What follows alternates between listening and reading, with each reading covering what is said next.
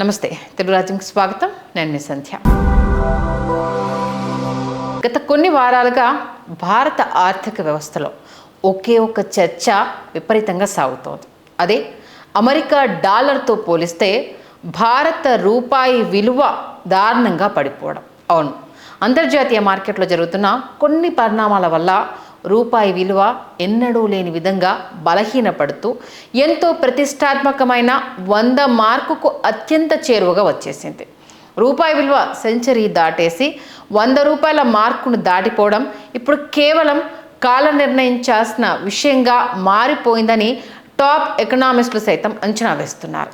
అయితే రూపాయి విలువ ఇలా 100 రూపాయలు దాటితే భారతదేశం ఆర్థిక సంక్షోభంలో మునిగిపోతుందా? మన జేబులకు ఎంత చిల్లు పడబోతోంది? అన్నింటికీ మించి ఇదొక పెద్ద విపత్తు కాదని, దీని గురించి అస్సలు భయపడాల్సిన అవసరం లేదని దేశంలోని టాప్ ఆర్థిక నిపుణులు ఎందుకు చెబుతున్నారు? ఈ గ్లోబల్ ఎనర్జీ క్రైసిస్ వెనుక ఉన్న అసలు కారణాలేంటి?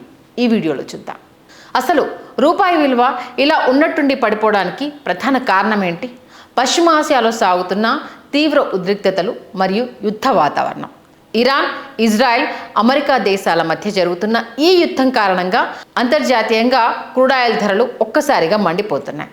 చమురు రవాణాకు అత్యంత కీలకమైన స్ట్రెయిట్ ఆఫ్ హర్ముజ్ ప్రాంతంలో సరఫరాకు ఆటంకాలు కలగడంతో బ్యారెల్ క్రూడ్ ఆయిల్ ధర $100 స్థిరంగా కొనసాగుతోంది. భారతదేశం మన దేశీయ అవసరాల కోసం దాదాపు 80% పైగా ముడి చమురును విదేశాల నుంచి దిగుమతి చేసుకుంటుంది. చమురు ధరలు పెరిగినప్పుడు మనం విదేశాలకు చెల్లించాల్సిన డాలర్ల డిమాండ్ విపరీతంగా పెరుగుతోంది. మార్కెట్లో డాలర్లకు డిమాండ్ పెరిగి రూపాయల సరఫరా ఎక్కువైనప్పుడు సహజంగానే డాలర్తో పోలిస్తే మన రూపాయి విలువ బలహీనపడుతుంది. రూపాయి విలువ 100 దాటిపోతూ ఉండడంతో సామాన్య ప్రజల్లో ఒకంత ఆందోళన మొదలైనప్పటికీ దేశంలోని ప్రముఖ ఆర్థిక నిపుణులు మాత్రం ఇండియా అసలు పానిక్ అవ్వాల్సిన అవసరం లేదని చెప్తున్నారు. ఇంటర్నేషనల్ మానిటరీ ఫండ్ మాజీ డిప్యూటీ మేనేజింగ్ డైరెక్టర్ మరియు Harvard university professor Gita Gopinath ఇటీవల ఒక ఇంటర్వ్యూలో మాట్లాడుతూ కీలక వ్యాఖ్యలు చేశారు.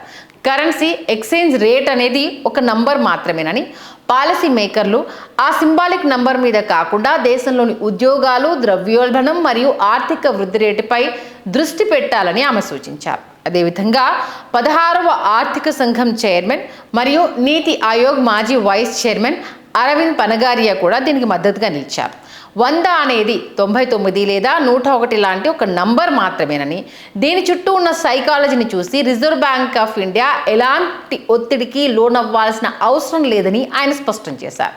సాధారణంగా రూపాయి విలువ పడిపోవడాన్ని మన దేశ ఆర్థిక బలహీనతగా చూస్తూ ఉంటారు. కానీ ఎకనామిక్స్ ప్రకారం అంతర్జాతీయంగా పెద్ద సంక్షోభాలు వచ్చినప్పుడు స్థానిక కరెన్సీ క్రమంగా బలహీనపడడం కొన్ని రకాలుగా దేశానికి సొల్యూషన్ లాగా మారుతుందని నిపుణులు విశ్లేషిస్తున్నారు. రూపాయి విలువ తగ్గినప్పుడు విదేశాల నుండి ఎగుమతి చేసుకునే వస్తువులు చాలా ఖరీదైనవిగా మారుతాయి. దీనివల్ల ప్రజల్లో విదేశీ వస్తువుల వాడకాన్ని తగ్గించి దేశీయ వస్తువుల వైపు మొగ్గు చూపవచ్చు. ఇది మన విదేశీ మారక విలువలు కరిగిపోకుండా కాపాడుతుంది. ఇదే సమయంలో రూపాయి తగ్గడం వల్ల మన దేశం నుండి విదేశాలకు వెళ్లే ఎగుమతులు అంతర్జాతీయ మార్కెట్లో చాలా చౌకగా మారి పోటీని తట్టుకుని నిలబడతాయి. దీనివల్ల మన ఐటీ రంగానికి, ఫార్మా రంగానికి మరియు ఎగుమతి ఆధారిత పరిశ్రమలకు భారీగా లాభాలు వచ్చే అవకాశం ఉంటుంది.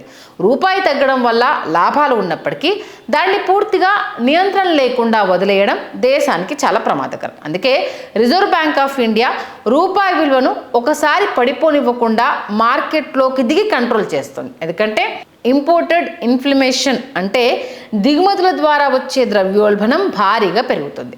క్రూడ్ ఆయిల్, ఎలక్ట్రానిక్స్, ఫెర్టిలైజర్స్ లాంటివన్నీ భారీ రేట్లకు కొనుక్కోవాల్సి రావడం వల్ల దేశంలో పెట్రోల్ ధరలు, రవాణా ఖర్చులు, నిత్యావసర వస్తువుల ధరలు ఆకాశాన్ని తాకుతాయి. ఇది సామాన్యుడి బడ్జెట్ను పూర్తిగా దెబ్బతీస్తుంది. అలాగే కరెన్సీ ఒకసారి పడిపోతే విదేశీ పెట్టుబడిదారులు భయపడి తమ డబ్బును భారత మార్కెట్ల నుండి వెనక్కి తీసుకునే ప్రమాదం. అందుకే ఆర్బీఐ తన వద్ద ఉన్న డాలర్లను మార్కెట్లో విక్రయిస్తూ రూపాయి పతనం క్రమబద్ధంగా నెమ్మదిగా జరిగేలా చూస్తోంది.